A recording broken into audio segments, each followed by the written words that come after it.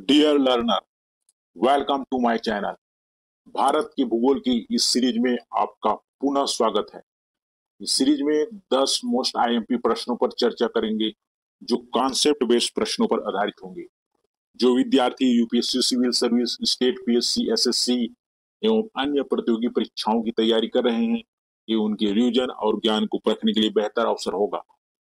Video में आगे बढ़ने से पहले वीडियो को लाइक कर दीजिए एवं चैनल को सब्सक्राइब कर दें।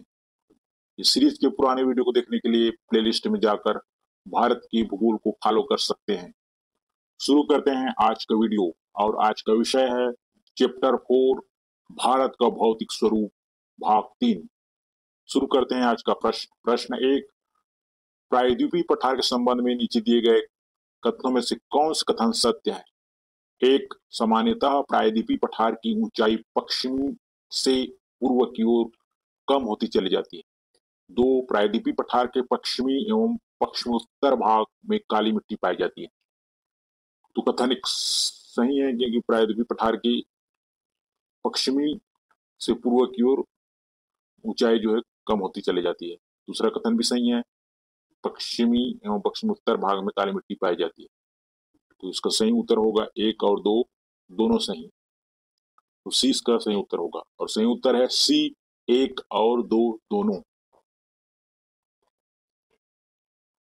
प्रश्न 2। सूची 1 और सूची 2 को सुमेलित कीजिए। सूची 1 और सूची 2 उसकी स्थिति। ए. लद्दाख का पठार, एक काराकोरम व लद्दाख श्रृंखला के मध्य। बी. काठमांडू घाटी महान एवं मध्य हिमालय के मध्य। सी. असम की घाटी मध्य एवं शिवालिक हिमालय के मध्य।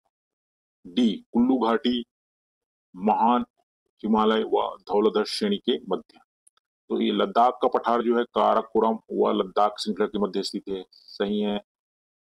काठमांडू की घाटी महान एवं मध्य हिमालय के मध्य स्थित है। असम की घाटी मध्य एवं शिमालिक हिमालय के मध्य स्थित है। कुल्लू घाटी महान हिमालय व धौलाधर श्रेणी के मध्य स्थित है। तो इसके अनुसार से ए का 1, बी का 2, सी का 3 और डी का 4। तो इसका उत्तर होगा ए का 1, बी का 2, सी का 3 और डी का 4। तो ये इसका सही उत्तर है।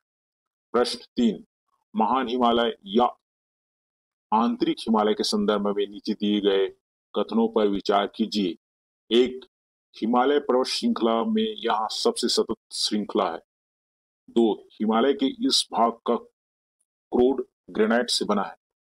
3. इस श्रृंखला में गर्मी के कुछ महीनों में बर्फ की परत पूरी तरह पिघल जाती है।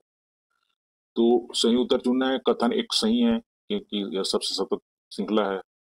2 भी सही है, इसका क्रोड ग्रेनाइट से बना है। तीसरा गलत है क्योंकि गर्मी के दिनों में बर्फ पूरी तरह पिघल जाती है, तो पूरी तरह नहीं पिघलती है। तो कथन 3 गलत है। तो 1 और 2 सही होगा और सही उत्तर है ए, केवल 1 और 2।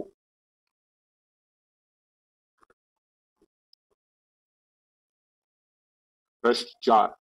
हिमालय पर्वत श्रृंखला के निम्नलिखित में से कौन कौन से शिखर महान हिमालय, ग्रेट हिमालय के अंतर्गत स्थित है?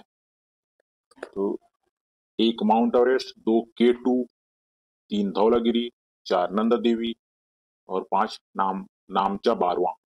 तो माउंट एवरेस्ट, धौलागिरी, नंदा देवी, नामचा बारवा, काराकोरम।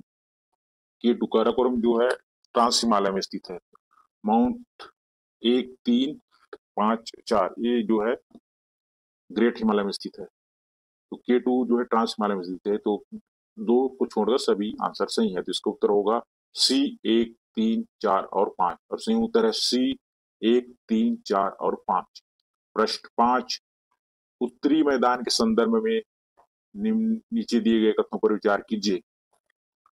1. उत्तरी मैदान मूलतः एक भू अभिनति गर्त है। 2. यह मैदान लेटराइट मृदा से बना है। उपयुक्त में से कौन सा कथन सत्य है? ए केवल 1, बी केवल 2, सी 1 और 2 दोनों। तो उत्तरी मैदान के संबंध में कथन एक सही है, कथन दो गलत है, क्योंकि यहाँ लेटराइट मृदा है जबकि जलोढ़ मृदा पाई जाती है। तो कथन दो गलत है और कथन एक सही है, तो इसका उत्तर होगा ए, केवल एक।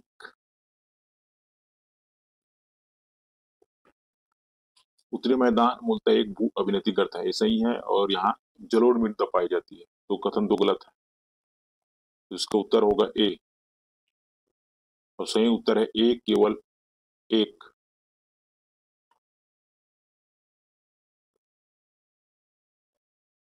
प्रश्न 6, निम्नलिखित में से कौन से सुमेलित नहीं है? एक, थालघाट महाराष्ट्र, दो, पालघाट गोवा, तीन, बोरघाट केरल, चार, डिफू अरुणाचल प्रदेश।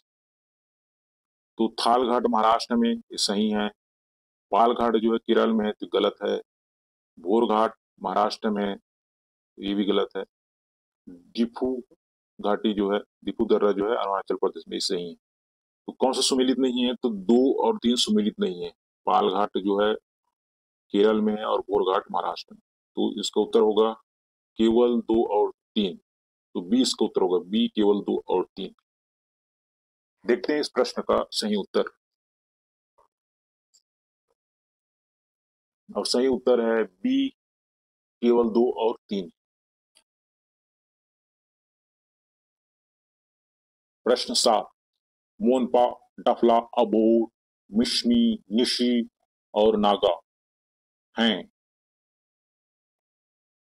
प्रश्न 7, मोनपा, डफला, अबोर, मिश्मी, निशी और नागा हैं। ए, उत्तर पूर्वी भारत की पहाड़ी चोटियां, बी, उत्तर पूर्वी भारत की जनजातियां, सी, उत्तर पूर्वी भारत में पाए जाने वाले विशेष वनस्पतियां, डी, उत्तर पूर्वी भारत के में नदियों के द्वारा बनने वाले गहरे गार्च।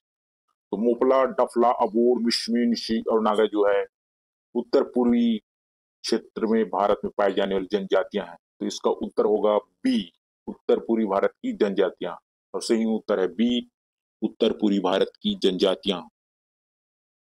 प्रश्न 8, निम्नलिखित में से कौन सी विशेषताएं मध्य हिमालय, जिसे लघु हिमालय भी कहते हैं, पर्वत श्रृंखला की हैं?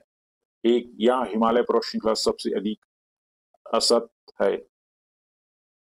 दो, इन पर्वत श्रृंखलाओं का निर्माण मुख्यतः अत्यधिक संपीड़ित तथा परिवर्तित शैलों से हुआ है।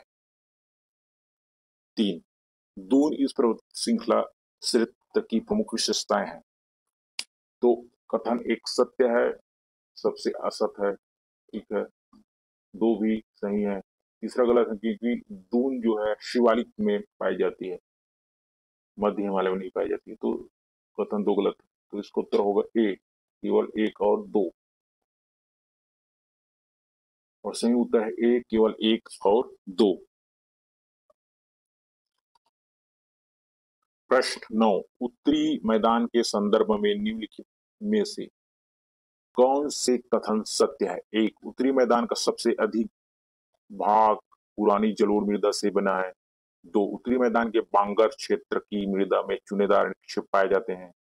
तीन, उत्तरी मैदान बाढ़ वाले क्षेत्र मैदानों के नए तथा युवा निक्षेप को खादर कहा जाता है। तो उपयुक्त में से कौन सा कथन सत्य है? तो कथन एक सत्य है, पुरानी मृदा को जलोढ़ मृदा से बना है और बांगर क्षेत्र में चुनेदार निक्षेप पाए जाते हैं, और नए युवा को खादर की कहा जाता है, नए युवा निक्षेप को क्या बोलते हैं? खादर बोले जाते हैं। तो तीनों कथन सही है। तो उत्तरी मैदान के संदर्भ में दिए गए तीनों कथन सत्य है, तो इसका उत्तर होगा डी, एक, दो और तीन। सबसे पुरानी मृदा जलोढ़ मृदा, तो इसका सही उत्तर है डी, एक, दो और तीन।